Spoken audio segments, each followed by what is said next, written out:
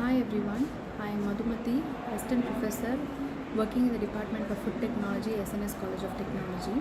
So in this topic, let us see a short presentation or a topic, interesting topic on food texture. So we all may wonder what is there much about learning on the topic of food texture. So texture mainly plays a major role in the consumption purpose where a particular human being gets attracted to the texture of any food material that we consume, obviously. So texture is a term that is used to describe the characteristics of the finished product. So every product has its own distinct texture only, and only when we consume one can see, feel and eat the texture of the particular food. So observation, practice and understanding recipe is the only way for one to understand the exact texture of any food preparation. So we are characterizing texture into undesirable and desirable textures. So every food has its own identity which will determine the quality of any particular food item.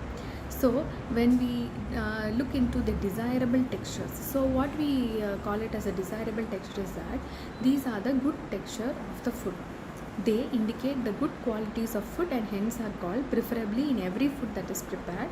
So some of the examples of desired texture is for example, the firm and the close comes under the desirable. So the texture of the food will be firm and close together.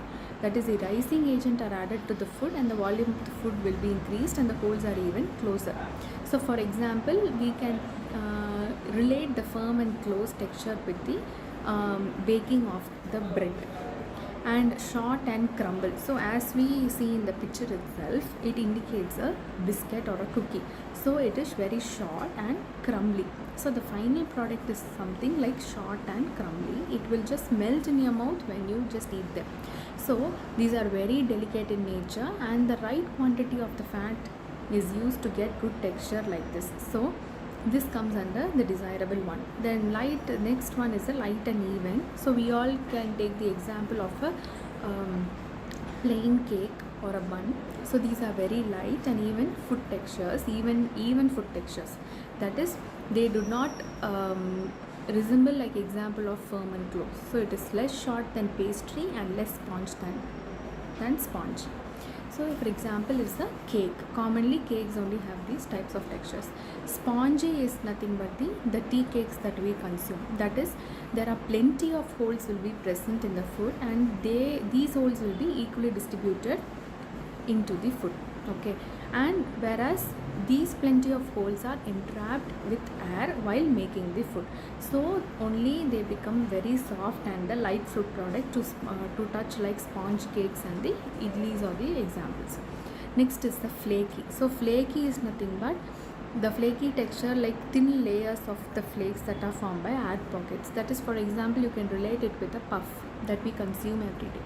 So the crispiness method is mainly due to the rubbing of the fat in the flour in order to get the good flaky texture. Right amount of ingredients and the proper mixing method and the correct temperature is required to make the bakery items.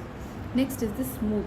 So these are all comes under desirable. So when the smooth is nothing but the paste form, it results in the smooth textures. So proper blending results in the smooth texture.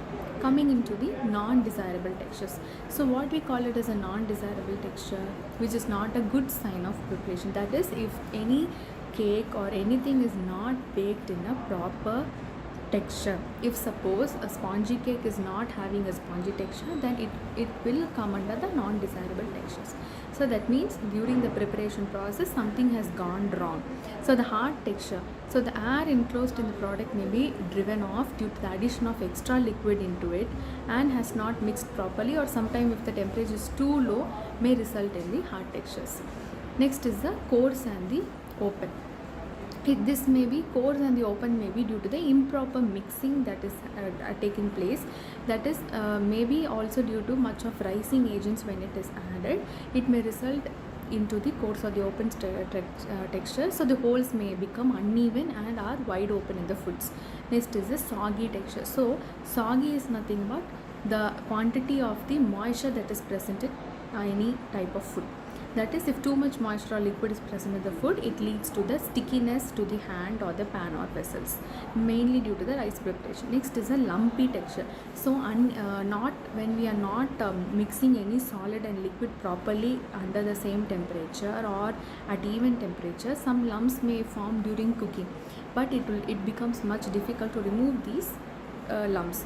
So for example, while preparing halwa or any pasta, proper mixing is required. Next, what are the consistencies of the food? That is, we are categorizing the food consistencies based on the physical state that is prepared.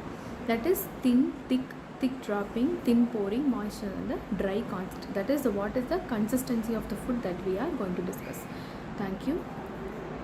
Thank you for watching.